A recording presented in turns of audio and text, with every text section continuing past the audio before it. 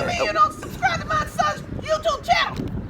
Mama, no! Just snap the damn ball, RJ. I am joined by Clio the Sooner Swooner. I know her as a Jalen Hurts fan. Bama fan first, but a Jalen Hurts fan because Oklahoma and Bama, they don't necessarily get along until they do, and this 23-year-old man has brought us together on the phone. How you feel about that, Clio? Well, first of all, I have to roll tide you, RJ. Can I get a roll tide for Jalen? I mean, you can try. You can get a red tide. You can get some. Don't eat this shellfish. You can get, is Tuscaloosa around water or what? Explain that to me. No, real quick. Explain that to me. Roll tide and an elephant for a mascot. I don't get it.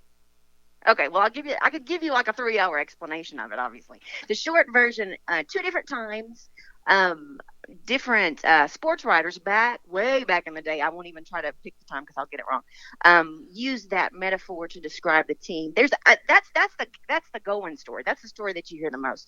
I read one recently, and again, I won't get too far into it, but there was a gentleman who owned a luggage store in Tuscaloosa, obviously Tuscaloosa, and it was a luggage store, so, suitcases were called trunks.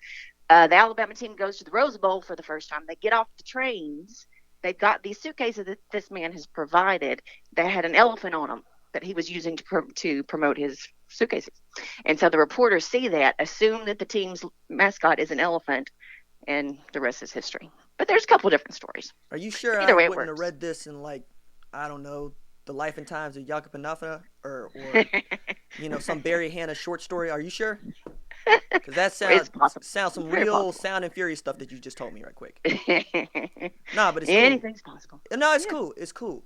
But so Jalen transfers to Oklahoma, and you and not a small amount of you via YouTube, Twitter, Facebook, everywhere I'm at, Instagram, show up to be like, yo, I love Jalen. Wish y'all the best. Jalen is a class act. We love Jalen. It's like, he don't even play for y'all no more. Where's that love coming from?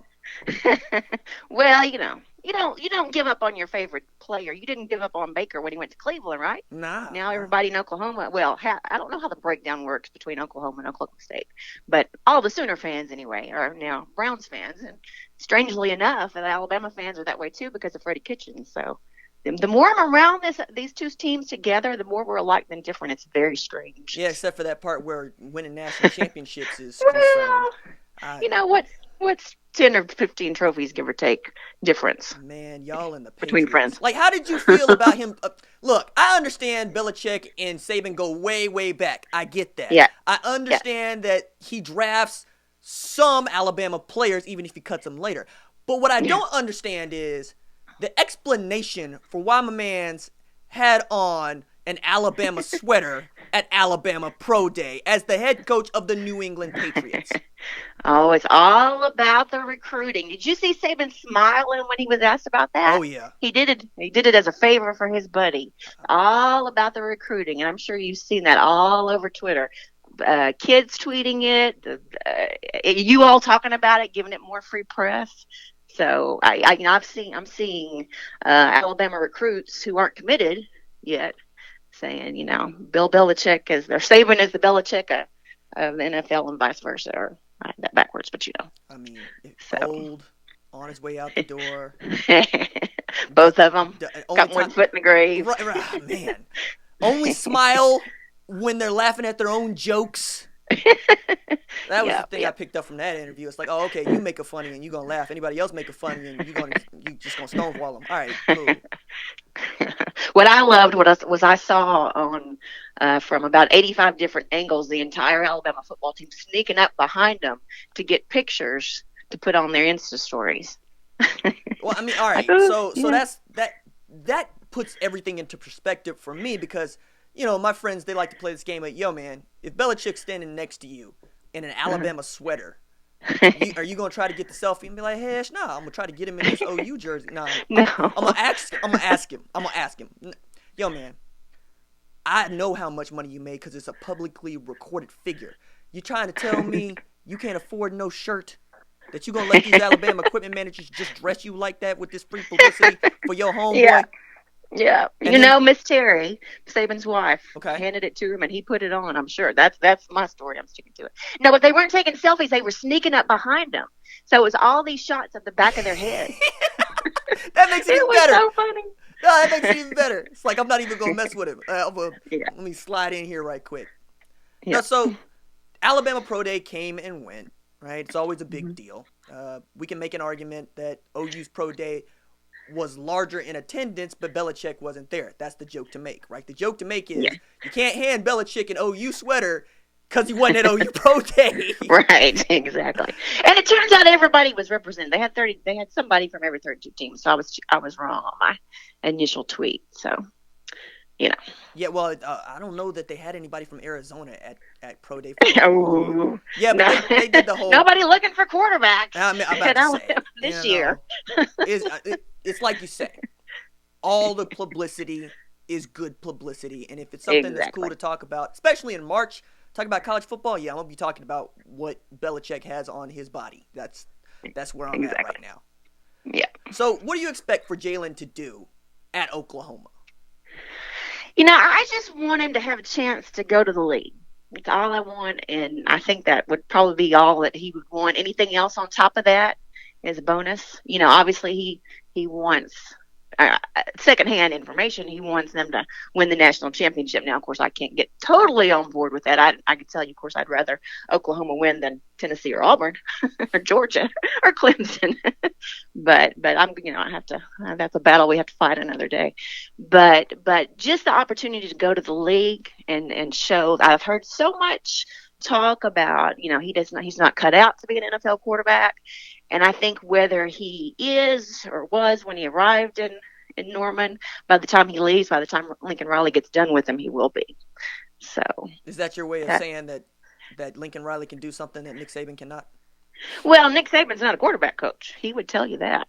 So there's no. So he can't hire good quarterback coaches. What Dan Enos do out there? I don't know. Yeah, what was up with that? Who knows? That was an interesting story. We don't have time for that. Where's Dan? No, we have time for that story. Yeah, no, I know. Bruce Feldman wrote about it in The Athletic. It's out there. Like, it's public knowledge now. It's not. Yeah. It's not hearsay. He just didn't show up to work one day. Yeah. Ended up Miami. Cleaned out his locker.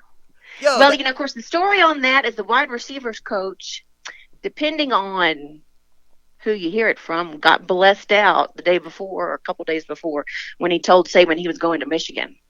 Because he's now, Josh Gaddis, is now the Michigan OC. And so Saban was less than pleased when he heard that. And so you can kind of imagine why Enos would want to sneak off without having the conversation. And I wonder about that in the way that thing is held together, which is why, I got this big thing that's going to drop on Friday about Ohio State football, because I'm terribly interested in Ryan Day and what he's building and how he blew up the defensive side of their football team because they weren't very good. And the comparisons between him and Lincoln Riley, right? You can either go the way of Mark Helfrich or you can go the way of Lincoln Riley, right? And you look at the way that they run their offenses and so forth, so on. But at Alabama, everything is built on Nick Saban, which is to say, if Nick Saban happened to just decide tomorrow, I'm done, who are you going to hand the football team to? Well, are you asking me? I'm asking you, yeah. Oh, well, I don't think he'll ever decide that. I think they're going to carry that man out of the facility with a sheet over his face, to be honest. He said, the only thing that I'm afraid of in life is not being around football. So, I don't know. That's one of those things we don't worry about. I know I lately there's a certain coach in Oklahoma is looking a whole lot more attractive than one in South Carolina lately.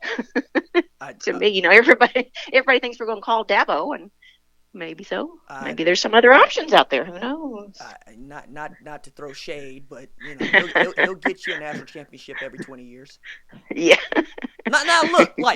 Bob won a national championship at Florida in 96. No, not Bob. I don't know from Bob. Who's Bob? Oh, you okay? Who are you talking about? I'm talking about Lincoln. I'm talking about Alabama. Yeah, sure. How do you figure that? Well, How about Freddie? How about Freddie Kitchens? Anybody that played at Alabama? How about that? I think Freddie will probably decide he's fine in Antonio the NFL. Langham. How about him? Antonio might, maybe. I'm just saying, why you got to come get the 36-year-old head coach out of Norman? That's what I'm saying. Trolling. Yeah, right. Right, which is a favorite pastime of both fan bases, by the way. Like, yes. Your experience on the Twitters and in the various forms of social media, how do you interact? Like, is it there? Are you there to make jokes? Are you there to have a good time? How do you go about it? I mostly am there for the information. I'm just like, if I have any topic that I'm interested in, whatever it is, I go all in. Oh, I said all in. I go totally into it. And so I just love to get every ounce of information I can get about Alabama football. And, of course, now with Jalen at Oklahoma, my first thought was, oh, good, more football. Because, football is like chocolate. You can't have enough of it. And so it's just exciting to me to learn everything that I can. And you meet friends along the way, and it's fun to kind of laugh and joke with them too. But mostly I'm there to just suck it all up like a sponge, get all the information I can get. Were you raised a football fan? Oh, I'm from Alabama. Yes, I know folks. I know folks from. Look, I'm from Hattiesburg, Mississippi. Okay, so every Mississippian, every Alabamian, every Georgian ain't a football fan. Well, let's just say it keeps me. There's a lot of ugly in the world. Mm-hmm. Most of my girlfriends have turned to the Hallmark Channel, and I follow the SEC network. So there you go. We'll put it like that without getting too political. No, I like it. That's what's up, because that's why the YouTube channel exists, right? It is why I'm happy. So yeah. All right, I'm gonna ballpark it here because we were talking about Saban. We're talking about how he's not going to go anywhere. I've always felt kind of terrible about that because, look, Coach Bryant, he ain't last long after football. Coach Paterno, he ain't last long after football. I mean, we can keep going about these guys that have been coaching for a very long time that don't necessarily do much else, right? I mean, how many dealerships can one man own? Saban. Exactly. So I just wonder if there's a way for him to, he's in his 70s, right? Yeah, but isn't it like early 70s? Who was it they said? Somebody being so much older.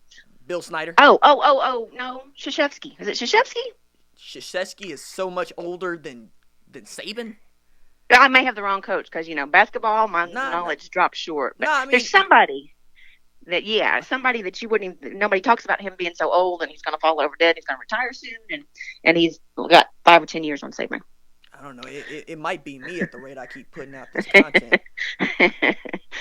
Well, did you have one of those guys? Huh?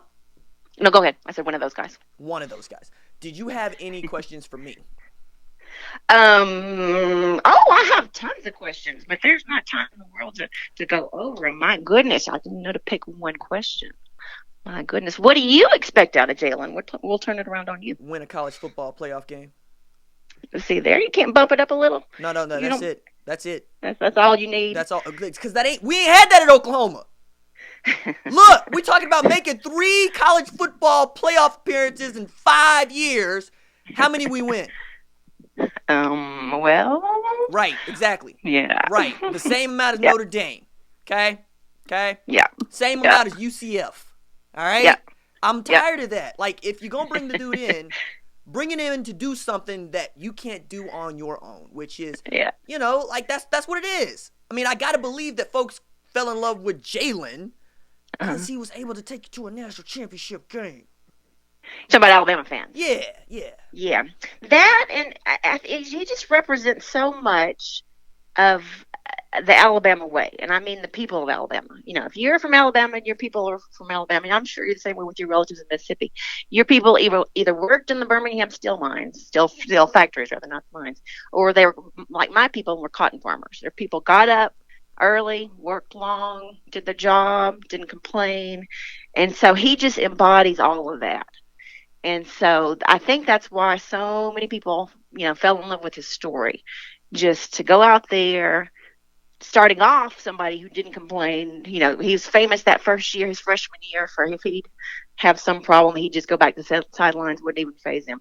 And so, of course, getting benched, doesn't complain, doesn't leave, does his job, gets up, tries to make the team better in the way that he can. Everybody just, of course, fell in love with that story. And, of course, now you've got a lot of broken-hearted Gumps, broken-hearted Alabama fans who are, now that he's gone. But I am, of course, just over the moon happy for him because, I want to see the team do well, and whoever they need to play to make do well, that's what needs to happen. But as a Jalen Hurts fan, last year was not the funnest, we'll say that, see him there on the sidelines pacing and putting on a good look, but he had to be miserable. Right, so it's and I found all of that interesting because I was one of the people stumping for let the man redshirt and give him back his year, right? And I understand how that went and how it goes, but there were two things that I found fascinating about the story because spring ball last year into the summer, the tape was nobody asked me how I felt. Nobody asked me if anything's okay with me. Nobody asked me what I needed, and I was like, "Oh, okay, flex, young man." That's because I'm with him on that. Tua won you the championship, but he got you to the game. And on that other end, it was Kelly Bryant said, "I'm going redshirt," and Dabo was like, "Look, let KB be KB. I'm not mad at that. I'm gonna help the kid. I love the kid. I love all my kids, which is the way to do it from where I'm sitting." I'm becoming more of a Dabo fan every day, the way he conducts himself. But I'm not going to sit here and be quiet about a kid I thought got a raw deal.